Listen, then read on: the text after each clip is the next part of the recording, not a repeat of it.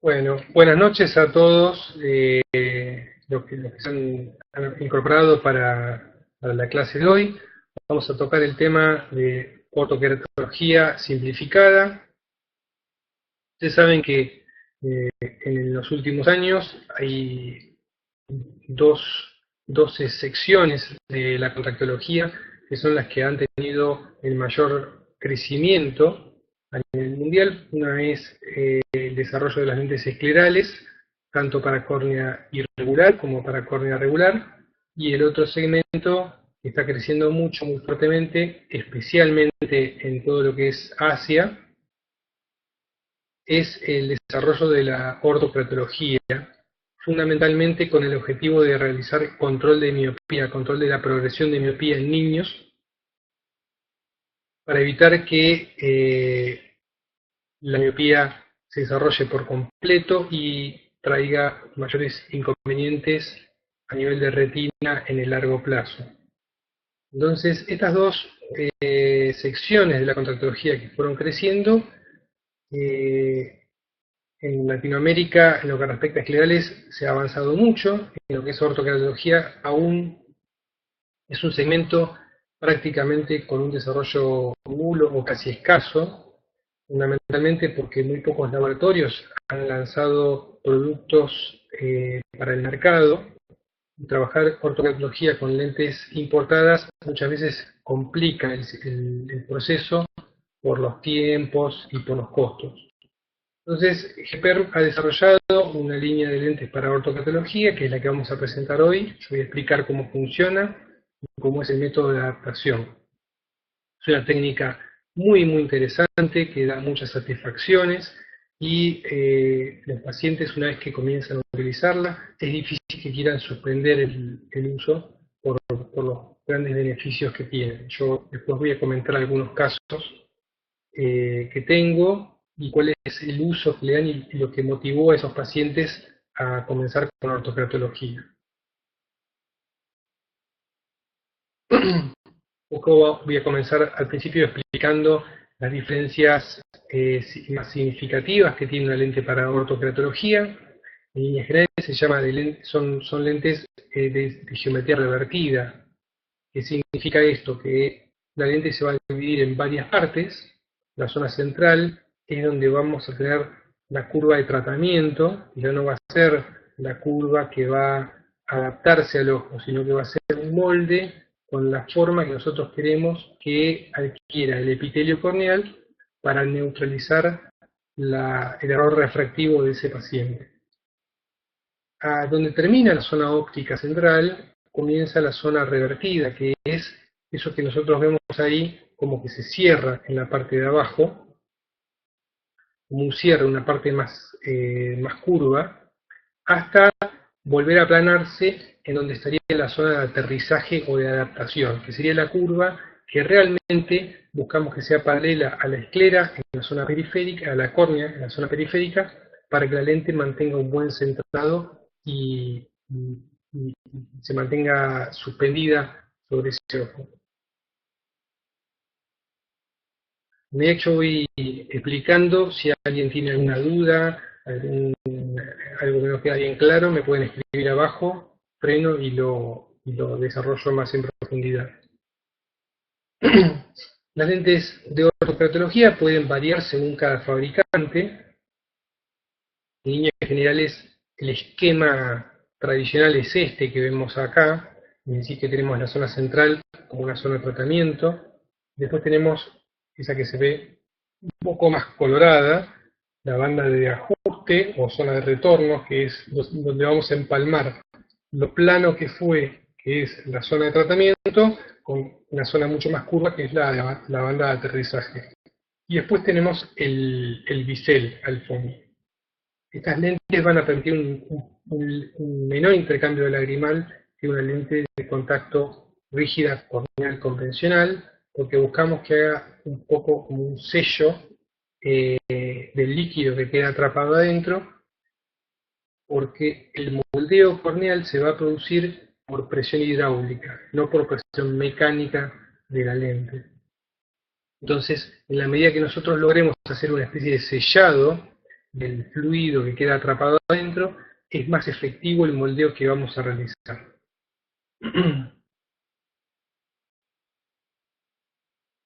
Acá se puede ver bien cómo es el funcionamiento.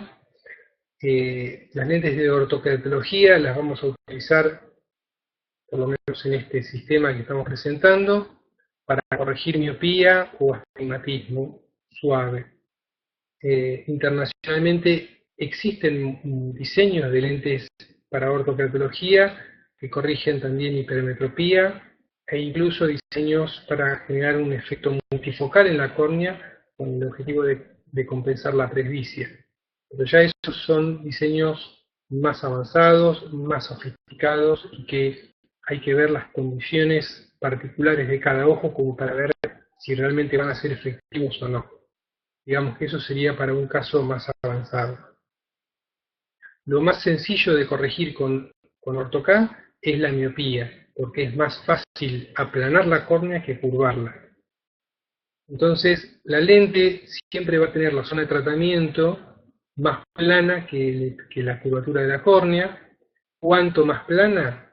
Bueno, va a ser tanto más plana como la cantidad de dioptrías que nosotros querramos neutralizar de miopía. Supongamos que el paciente tiene una córnea que tiene una curvatura central de 45 dioptrías y tiene una miopía de 2. Bueno, la curva de tratamiento de la lente va a ser 45 menos 2 como mínimo, es decir, 43 dioptrías de curvatura, va a ser más plana. Y a eso le vamos a sumar un factor adicional que se llama factor Jessen, que es un plus que se va a aplanar extra para que cuando nosotros quitamos la lente, el ojo quede levemente hipermétrope, alrededor de 0,50, 0,75, porque durante el día la córnea, que es un tejido viscoelástico, va a ir regresando a la forma que tenía original. Entonces, esa sobrecorrección que nosotros le vamos a dar va a permitir que se compense esa pequeña regresión que va teniendo durante las horas del día el ojo y que el paciente pueda mantener un nivel óptimo de visión. ¿Qué es lo que estamos moldeando con lentes de ortokeratología? ¿Toda la córnea? ¿Epitelio? ¿Estroma? No. Estamos moldeando exclusivamente el epitelio. Se han hecho estudios, cortes citológicos sobre conejos y otro tipo de animales con lentes para AutoCAD. Se han hecho estudios con tomografía de coherencia óptica con resolución muy elevada y se ha verificado que el moldeo se produce exclusivamente a nivel epitelial. Es decir, que a diferencia de lo que ocurre en una cirugía refractiva, donde se ve alterado el espesor corneal por una sustracción de tejido del estroma, nosotros acá vamos a modificar unas pocas micras, aplanando, achatando el epitelio en la zona central y engrosándolo en la zona medio periférica. Y de esa manera es que logramos alterar la curvatura del epitelio y por lo tanto su potencia refractiva. Este es el gran beneficio de la ortokeratología en cuanto a su nivel de seguridad, ya que el epitelio se regenera permanentemente. No estamos alterando la estructura fundamental de la córnea y tenemos total seguridad de que esto es reversible. Es decir, si nosotros no alcanzamos a tener un buen resultado durante el proceso de adaptación, el paciente no está satisfecho o simplemente decide el día de mañana operarse, bastará con suspender el uso de la lente de contacto y esperar alrededor de un mes para que el ojo vaya regresando a la forma que tenía original y no queda con ninguna secuela producto del uso de este sistema. Tenemos en cuenta que la lente cuando se aproxima a la córnea no la está tocando, ¿sí? Va a quedar a unas pocas micras de separación. Esas pocas micras van a quedar recubiertas con fluido lagrimal y va a lubricar el epitelio durante la noche. ¿Sí? Por eso es que el moldeo se produce mediante presión hidráulica. Es la propia lágrima la que va a traccionar hacia afuera en la zona media periférica y hacia adentro en la zona central para generar un aplanamiento de la curvatura.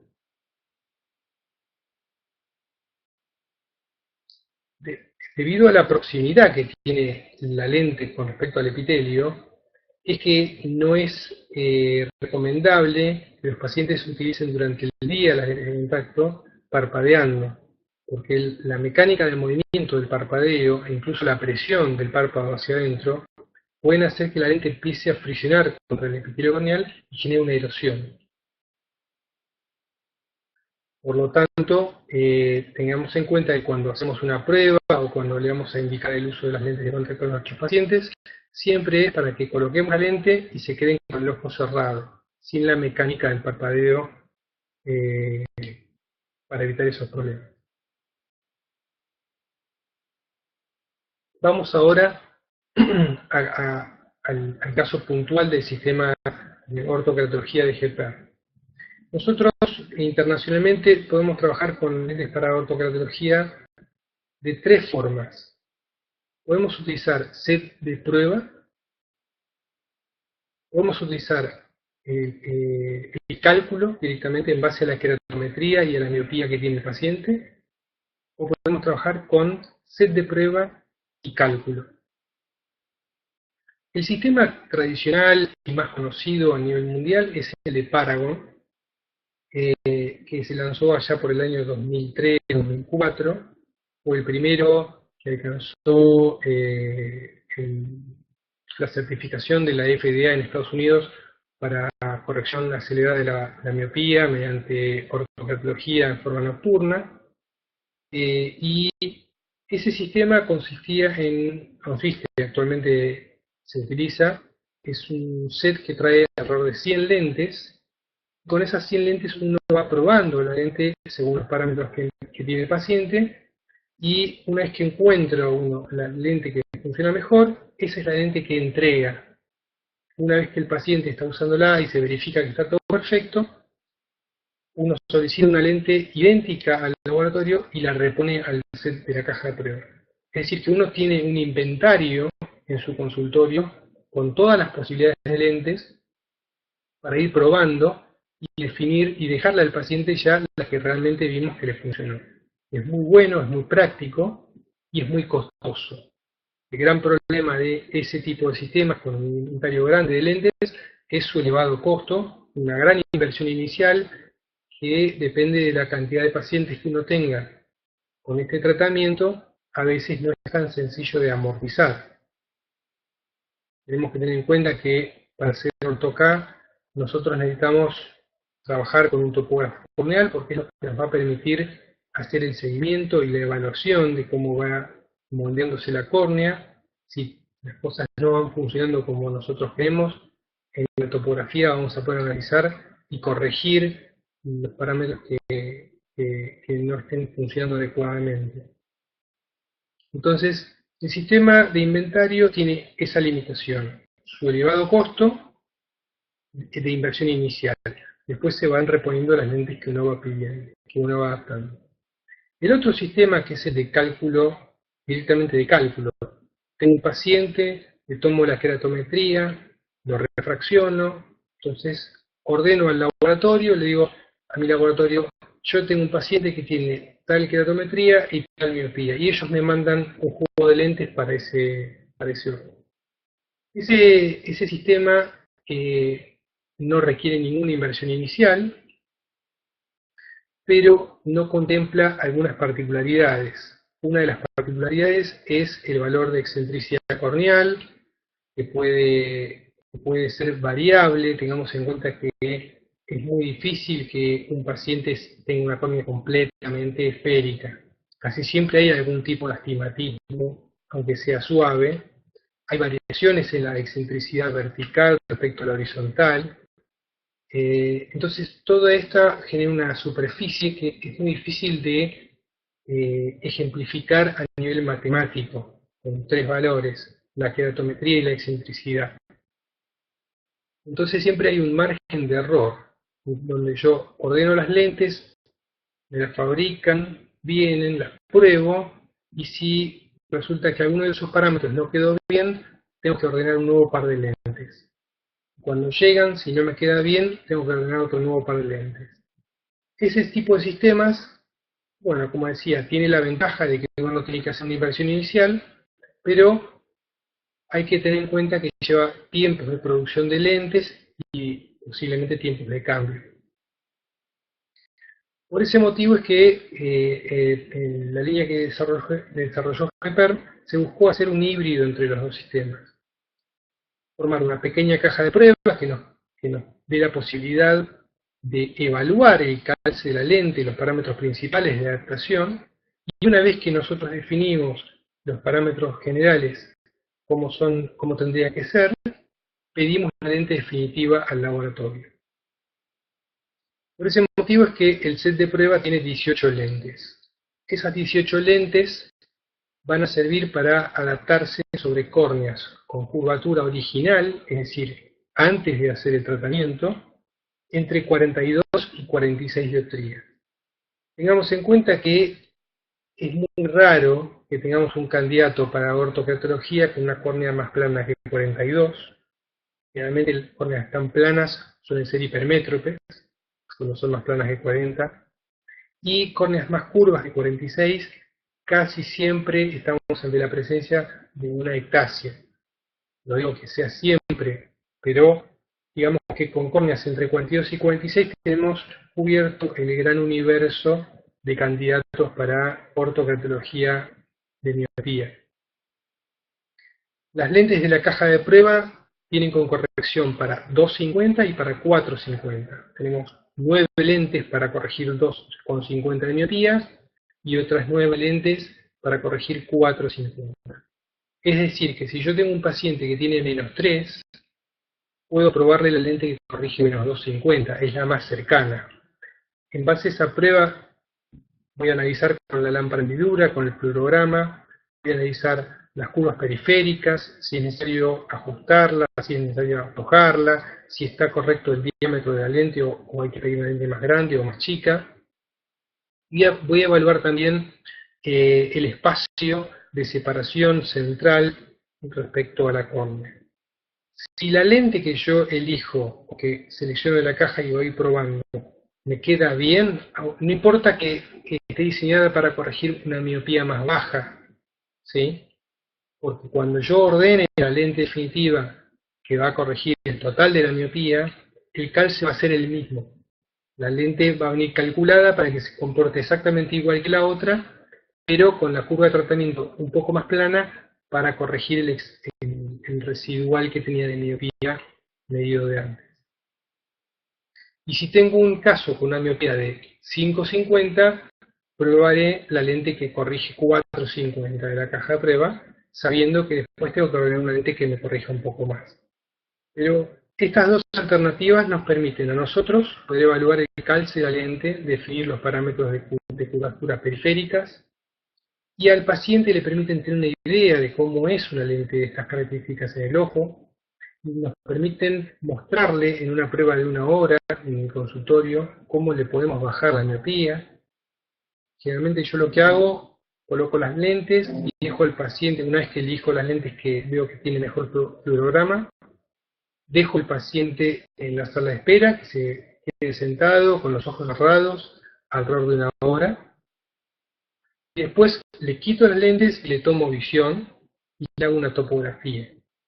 Y generalmente con 1 hora en estas condiciones se logra que haya una reducción de alrededor de 1 dioptría, 1,5 dioptría en la miopía que tiene el paciente. Si el paciente tiene una miopía de -2, esa reducción ya le va a hacer notar visualmente, le va a notar una mejora significativa de su visión, que obviamente va a durar muy poco tiempo, porque en una prueba de 1 hora el efecto es muy temporario. Pero realmente sirve para desmitificar el proceso. Hay personas que a veces vienen escépticas o descreídas, o si no les comenta esto porque nunca lo escuchan nombrar, descreen. Entonces, esta prueba sirve para que ellos vean que realmente es un sistema que funciona. ¿Hasta acá vamos bien? ¿Alguna duda?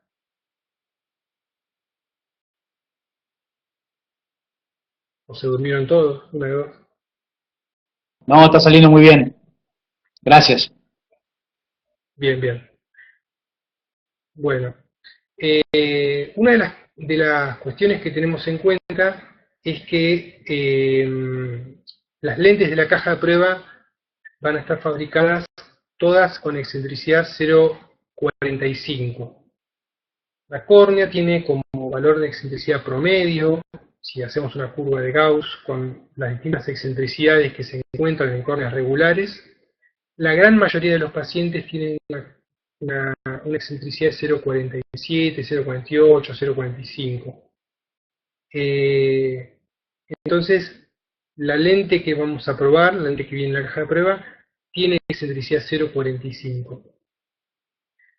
Nosotros después podemos ordenar una lente con otro valor de excentricidad.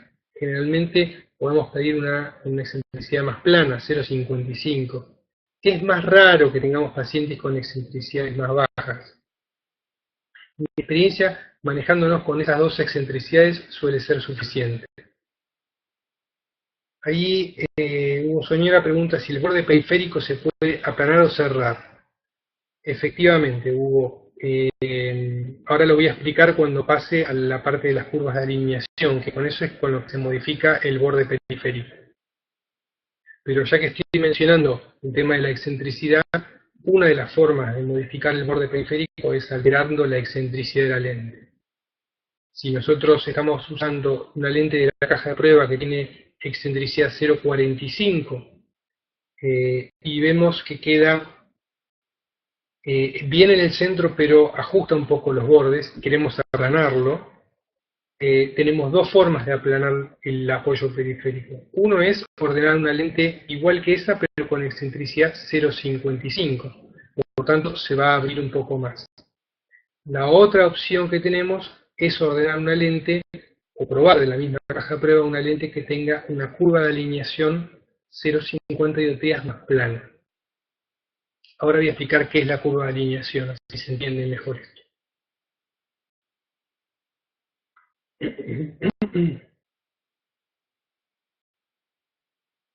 La curva de alineación, si se fijan en este esquema, tenemos la zona central que es la zona de tratamiento. Recuerden que la zona de tratamiento tiene una curvatura que no tiene absolutamente nada que ver con el calce que va a tener la lente en el ojo. Si la lente nos queda floja o ajustada, no tiene absolutamente ninguna vinculación con el radio de curvatura de la zona de tratamiento. Porque la zona de tratamiento tiene un radio definido como un molde con la forma que nosotros queremos que tenga la zona central de la córnea. Acá la que nos va a definir si la lente queda bien con un buen calce o si queda floja o ajustada es lo que vemos en verde, ¿sí? La banda de aterrizaje o la banda de apoyo periférico antes del bisel.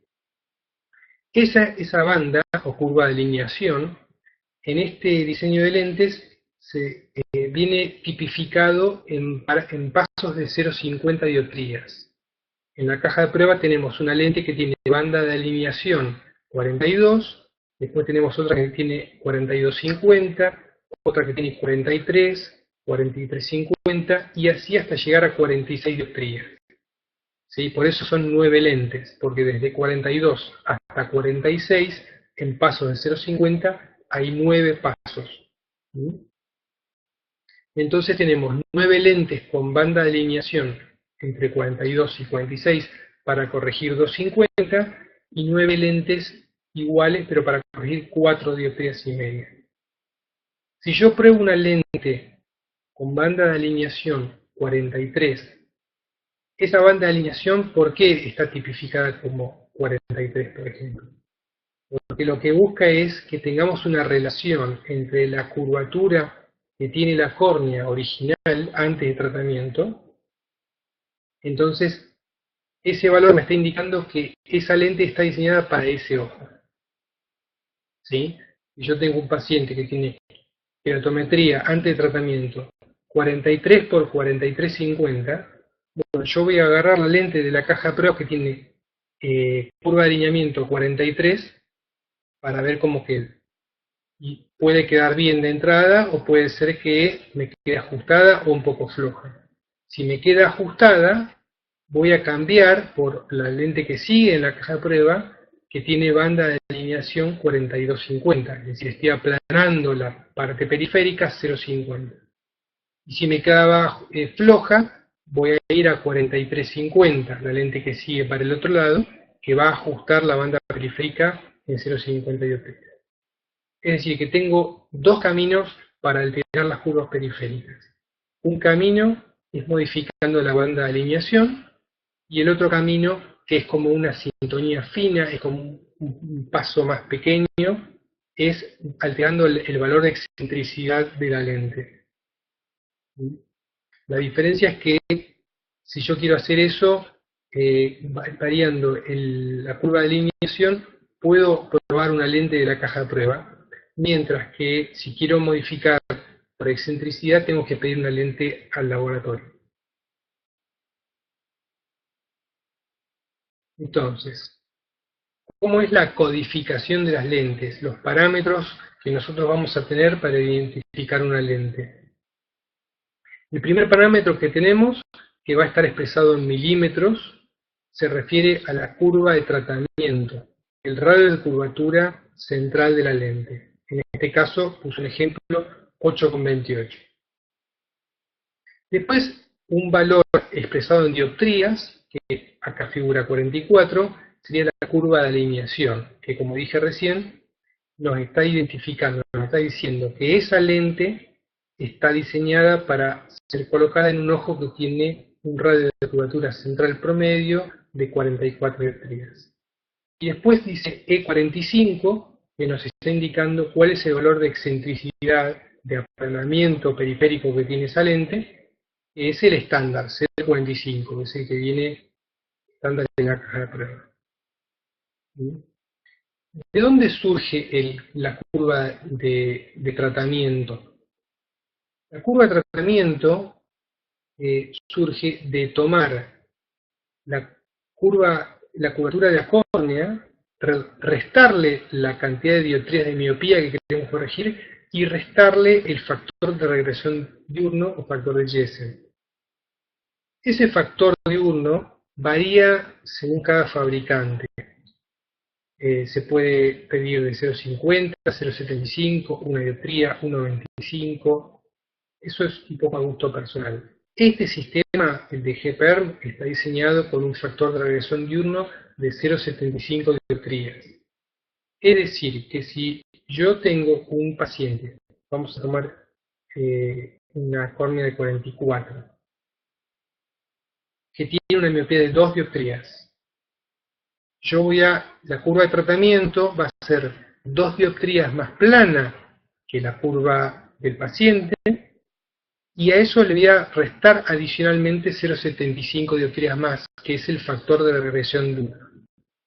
Ese número es el que nos define el radio de curvatura de la curva de tratamiento.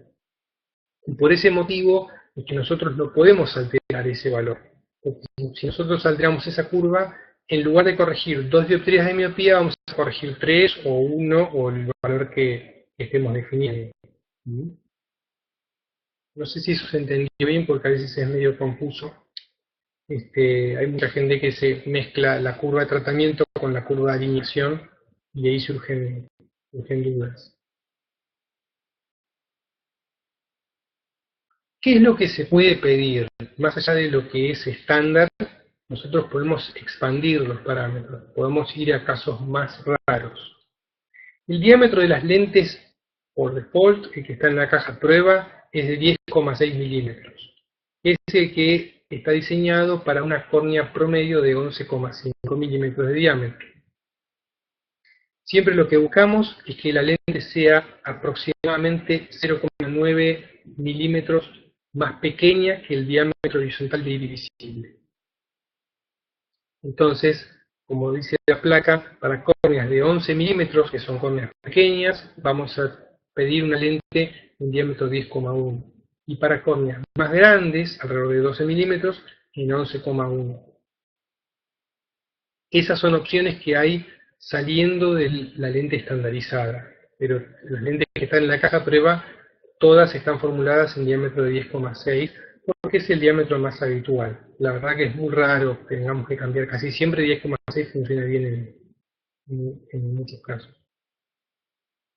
La banda de alineación se puede pedir entre 40 y 47 dioptrías, es decir, más allá de que la caja de prueba tiene entre 42 y 46, podemos extendernos un poco más. Realmente es muy raro que tengamos una córnea regular más curva que 47 dioptrías o más plana que 40. Generalmente más plana que 40 podemos encontrarnos con ojos que han sido sometidos a una cirugía refractiva, o a una queratotomía radial, o algún tipo de cuestión ya que no se trata de una córnea regular sin ninguna alteración. Se puede hacer ortoqueratología sobre una córnea post-LASIK, no hay impedimentos. Lo que ocurre es que ya en esos casos, como tenemos una sustracción de tejido a nivel estromal, la altura sagital de esa córnea va a ser inferior a la de una córnea no operada.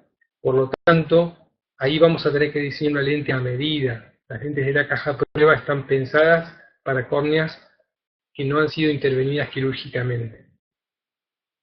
El valor de excentricidad lo podemos pedir entre 0,35 y 0,55, pero realmente es muy raro que tengamos que irnos a esos valores. Casi siempre, manejándonos con 0,45, que es el estándar de la caja de prueba, podemos resolver todo y eventualmente irnos a 0,55.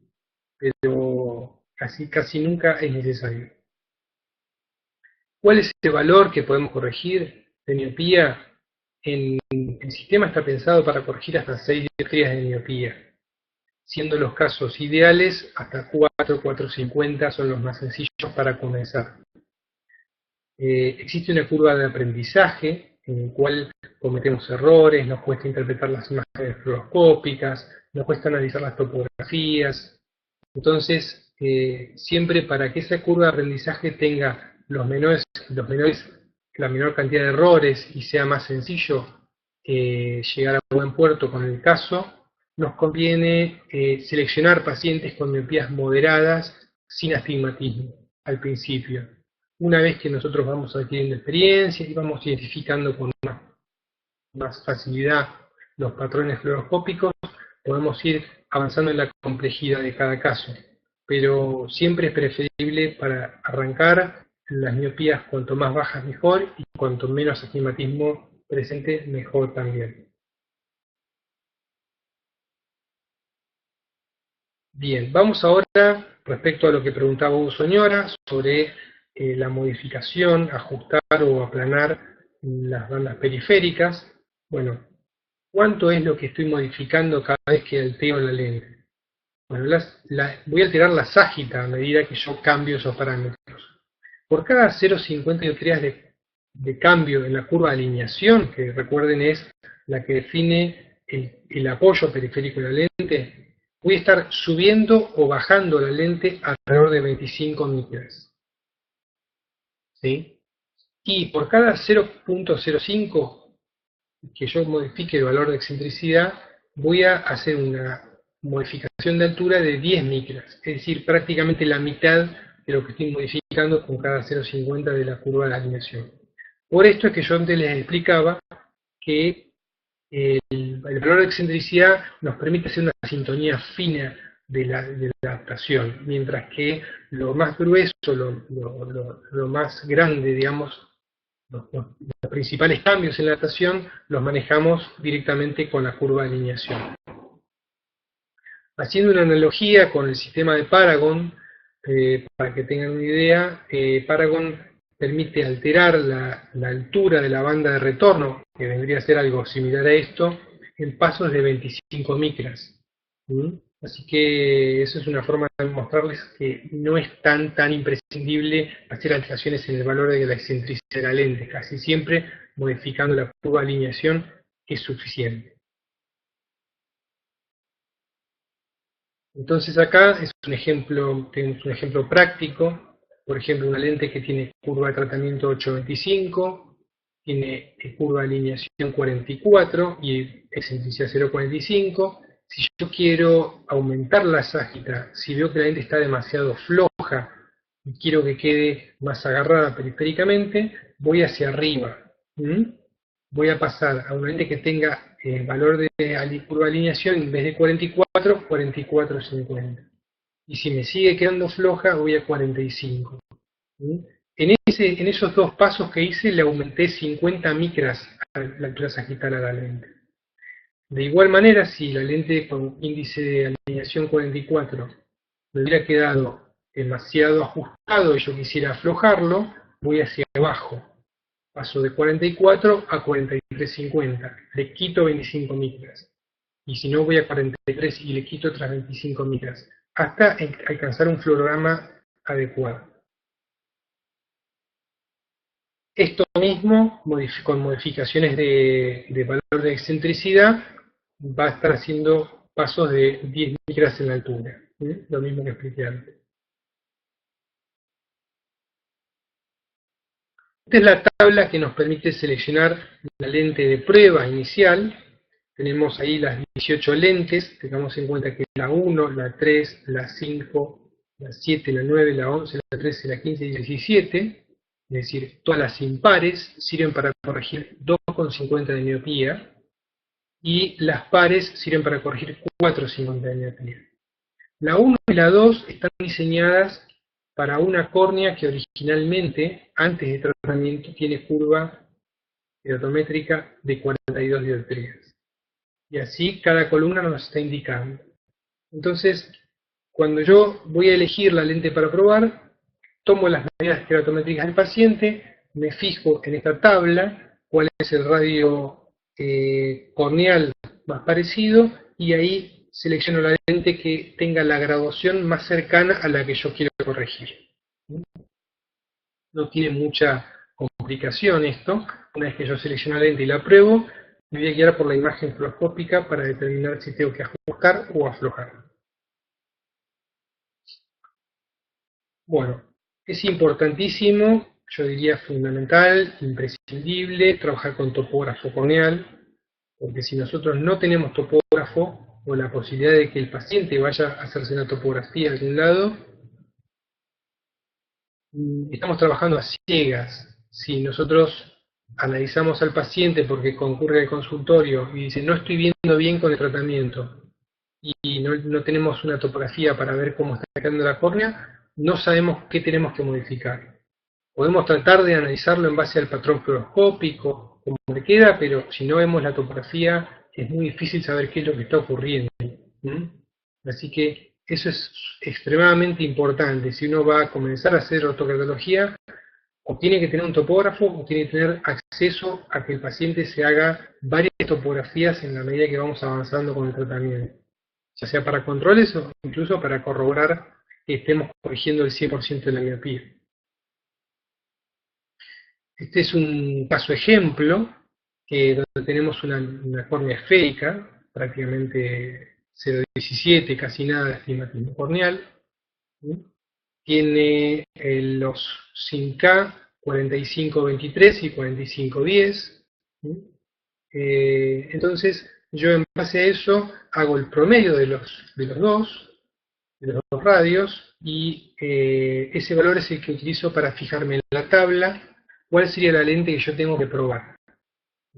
En este caso, la 4516 podría probar la lente número 13 o la lente número 15. Ahí hay que probar y ver con cuál queda mejor. En este caso es una miopía de -3, así que pruebo la lente número 13, que es la que corrige 250. Si este paciente tuviera una miopía de 5, sería conveniente utilizar la lente que corrige 450. Bueno, esta es una tabla donde tenemos ya precalculado las curvas de tratamiento de acuerdo a la cantidad de miopía que queremos corregir y a las curvas de alineación disponibles. No es una tabla imprescindible o necesaria porque nosotros podemos hacer el cálculo matemático de cuál sería la curva de tratamiento, o si no el mismo laboratorio nos va a indicar cuál es la curva de tratamiento adecuada para la miopía que quiero corregir y la curvatura central que tiene esa córnea. Entonces, ¿cómo se calcula una lente dentro de este sistema de ortokeratología? Vamos a tener la lente que nosotros probamos, vamos a hacer una sobrerefracción para corroborar realmente que la curva de tratamiento que elegimos es la adecuada, y en base a la sobrerefracción vamos a calcular cuánto sería lo que nos falta para determinar la curva de tratamiento definitiva de ese paciente. ¿Mm?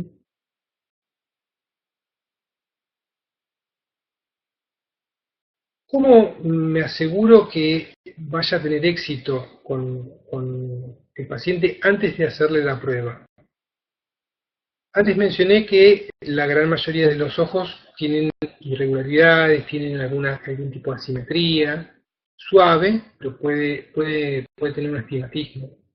Ese astigmatismo, ¿hasta qué punto nos podemos eh, embarcar a iniciar un tratamiento sobre una córnea astigmática si la lente con la que estamos trabajando tiene curvas esféricas? ¿Sí? Esto es importante. Hacemos una topografía, buscamos el mapa de elevación. El mapa de elevación lo que hace es superponer cuál es la esfera más parecida a la geometría general que tiene la córnea, y nos muestra en colores cuántas micras tiene de diferencia de altura esa esfera teórica que monta el topógrafo sobre la curvatura original de la córnea. Entonces nosotros podemos medir con el cursor, poniendo a la altura de 8 milímetros de diámetro, que es donde la lente se apoya, podemos medir cuál es la diferencia de elevación que tiene la córnea respecto a esa esfera de mejor ajuste. La vamos a medir desde el punto de mayor depresión al punto de mayor elevación. Si esa diferencia nos da alrededor de 50 micras, si nos da más de... Ten cuidado, enchufarlo.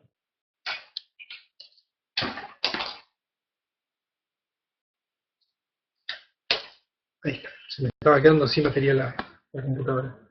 Si nosotros encontramos que la diferencia de elevación entre el punto de mayor altura y el de mayor depresión es superior a 40, 50 micras, estamos ante una diferencia que va a ser difícil mantener un adecuado centrado con una lente de apoyo esférico.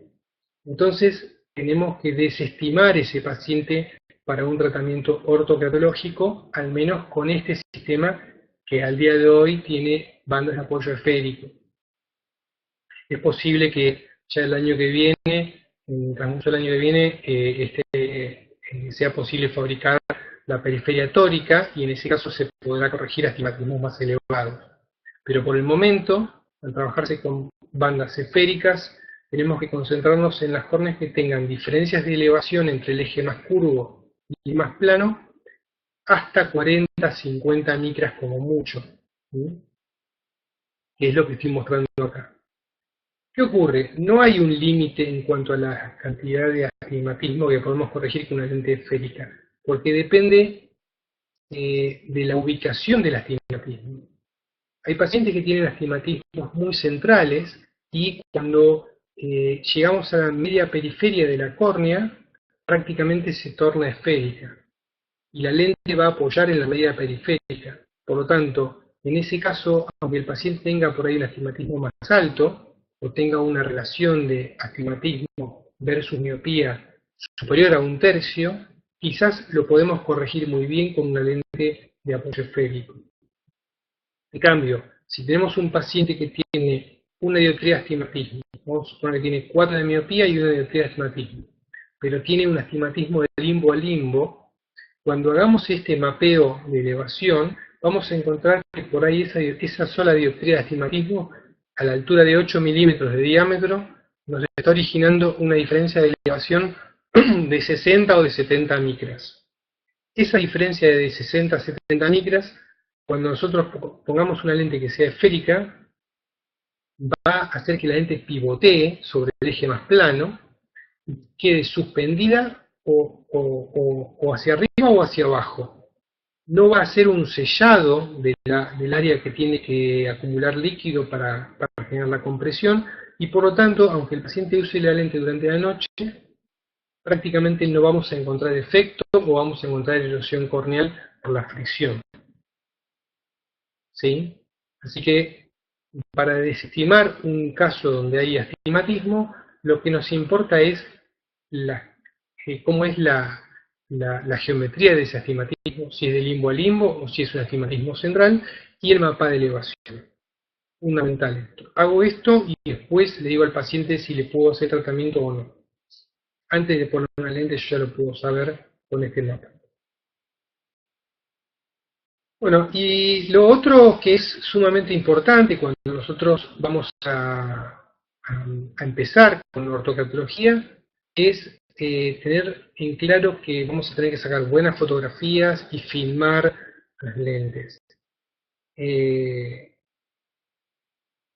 Cuando vamos a arrancar, vamos a hacer consultorías seguramente con quien nos asista del laboratorio. Es muy difícil asistir a alguien solamente viendo las topografías sin ver el comportamiento de la lente en el ojo. Es de extrema facilidad, importancia tener acceso al calce de la lente, cómo queda la fotografía de la lente del ojo, cómo es la dinámica ante cada parpadeo, para ver si pasa demasiada lágrima o poca, ¿sí? Entonces hay que practicar mucho y sacar fotografías de esto. ¿Qué fotografías? A mano alzada es preferible con lámpara hendidura, se obtienen muchos mejores registros. También es de gran importancia trabajar con filtro amarillo para bloquear el exceso de luz azul, que da muchos más detalles y nos permite evaluar mejor la banda de apoyo periférico. ¿Sí? Y el otro tema es manejar las expectativas del paciente. Muchas veces, si uno está muy entusiasmado con esto, puede ilusionar al paciente diciéndole que es algo maravilloso, que va a corregir todo, que no va a haber ningún reflejo, que va a estar perfecto. Y eso es parcialmente falso, porque cuando se hace el tratamiento ortokeratológico, lo que estamos moldeando es la zona central de la córnea, pero la banda donde se termina el aplanamiento y comienza el empalme con la córnea periférica que no fue alterada, tiene un encurvamiento, es decir, que nos va a generar un desenfoque periférico. Ese desenfoque periférico es casualmente, al día de hoy, lo que se cree por los estudios que se han realizado, es el causante de que la ortokeratología funcione como sistema para el control de la miopía. Es decir, que la potencia positiva periférica inducida por el anillo de ajuste genera que el plano de imagen que está formando en la lente, en la retina periférica, se forme antes de la retina y no atrás. Eso es lo que contribuiría a que el ojo deje de crecer y de elongarse para tratar de compensar el desenfoque periférico. Ahora bien, esto en un chico de 5 o 6 años, donde nosotros lo estamos haciendo con el objetivo de reducir la progresión de miopía, trae beneficios a largo plazo y generalmente un niño no se va a quejar por algún reflejo que pueda haber inducido por este anillo periférico. Ahora, cuando estamos haciendo un tratamiento para un adulto que ya que por cuestiones laborales o simplemente por gusto personal desea ver con mucho detalle, el anillo periférico de desenfoque de noche puede generar algún tipo de reflejo o halo sobre las luces que puede ser molesto. Así que es importante manejar las expectativas, explicarle esto al paciente para que sea consciente de lo que puede ganar y lo que puede perder. La gran mayoría de los pacientes que tengo con ortokeratología son personas que han querido iniciar un trabajo para el cual les pedían que no necesitaban pasar un examen de vista sin usar anteojos ni lentes de contacto y obtener por lo menos 8 o 9 décimas de visión. Árbitros de fútbol, personal que quiere ingresar a las Fuerzas Armadas, a la policía, todos esos son candidatos a ortokeratología con objetivos de pasar exámenes. Después tenemos otro grupo de pacientes que son los que sufren de sequedad ocular. Hay diversos estudios publicados que comparan el confort y la calidad del epitelio luego de haber utilizado lentes desechables de hidrogel de silicona versus ortokeratología, y los pacientes refieren un mayor confort durante las horas del día luego de estar corregidos mediante ortokeratología y no con una lente muy buena como puede ser una lente desechable de hidrogel de silicona. Es decir, que esos pacientes que trabajan en ámbitos con calefacción, con aire acondicionado y que están varias horas frente a una computadora donde la frecuencia del parpadeo se ve reducida, son buenos candidatos para un tratamiento como este. Otro tipo de pacientes que pueden ser beneficiados por ortokeratología son aquellos que hacen actividades deportivas de manera intensa al aire libre. El último caso que yo vi hace unos días es un muchacho que practica skateboard, anda en skate por el río, y tiene una miopía de 2,50. Utilizaba lentes blandas desechables, pero cada vez que se caía al agua era un problema. Y con esto realmente lo puede practicar sin ninguna complicación. Así que el sistema, la ortokeratología es una técnica que nos permite abrir el abanico de posibilidades, trabajar con niños para el control de miopía, con adultos que tienen problemas de sequedad ocular, adultos que no tienen interés en usar lentes de contacto convencionales, que quieren no usar nada durante el día, ¿sí? Hay muchas posibilidades. Es muy gratificante cuando uno coloca las lentes y el paciente viene al día siguiente, se las quita y está viendo muy bien. Así que es cuestión de lanzarse. El sistema de lentes de GPERM, de ortokeratología, es una buena opción, económica, con un set pequeño, que nos permite hacer un buen análisis fluoroscópico, que creo que es la prueba, lo que sirve tanto al contactólogo como al paciente para tomar las decisiones a seguir. Ese es un poco lo que les quería comentar sobre las novedades de ortokeratología, lo que se puede hacer, y las alternativas que tenemos como para manejar. No sé si a alguno le quedó alguna duda, quiere hacerme alguna pregunta específica.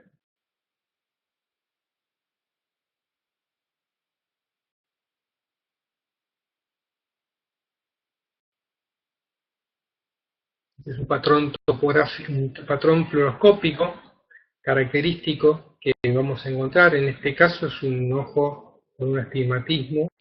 Esto se ve un poco oval en la zona central, donde la lente está más cerquita a la córnea, mostrando que es un astigmatismo a favor de la regla, que es, digamos, lo más plano en el eje horizontal. Es la imagen característica que buscamos siempre. Fíjense que el diámetro de la lente prácticamente está muy cercano al diámetro horizontal del iris visible, levemente más chico, porque si queda muy justo, la lente tiende a adherirse. Bien, María de Carmen nos consulta cuántas horas debe tener el paciente la lente para que funcione. Generalmente con 6 horas es suficiente. Y tampoco es necesario que lo use todos los días. Yo tengo algunos pacientes que usan un día sí, un día no, intermitentemente, y de esa forma mantienen el efecto. Es probable que cuando ya pasaron 48 horas que no colocaron la lente, a la noche tengan alguna reducción leve de la visión, pero binocularmente se manejan bien y lo sobrellevan así. Así que 6 horas es lo mínimo ideal para mantener bien el efecto, y en base a si la miopía es muy alta o más moderada, pueden ir suspendiendo, intercalando días sin uso también. Generalmente el moldeo completo se alcanza luego de unos 7, 10 días de uso de las lentes.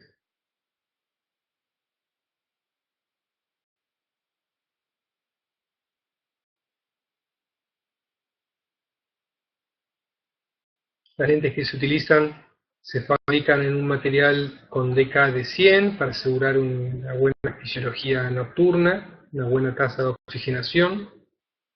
De todas maneras, tengamos en cuenta que el paciente durante las horas del día no usa ninguna lente, por lo tanto el ojo respira libremente. En mi experiencia, cuando yo hago los controles posteriores, el estado del epitelio corneal está en mejor estado que en pacientes que utilizan lentes desechables de uso diurno.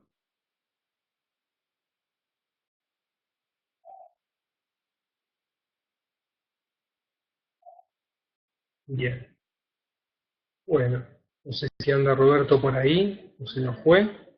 Si no hay ninguna pregunta más, voy a dejar que vayan a ir a dormir o a cenar, según donde estén. Ok, Hugo, muchas gracias. Todo perfecto, espectacular. Bueno, muy bien. Entonces los saludo a todos y cualquier consulta quedo a sus órdenes por cualquier duda. Muy buenas noches y hasta la próxima será, hasta el año que viene, calculo. Con esta presentación damos por finalizado el ciclo GPER 2018, agradeciendo a Hugo Legario, por supuesto, a los directivos de GPER que permiten que se realicen estas actividades para la capacitación de los contactólogos de Argentina y países limítrofes, y también a todo el personal de GPER que hace posible diariamente que lleguen los lentes a todos los profesionales. Bueno, este es el último webinar del año de Hugo y de GPER, así que muchas gracias y estamos en contacto. Nos vemos en 2019. Un abrazo, Hugo, gracias. Gracias a todos. Hasta luego.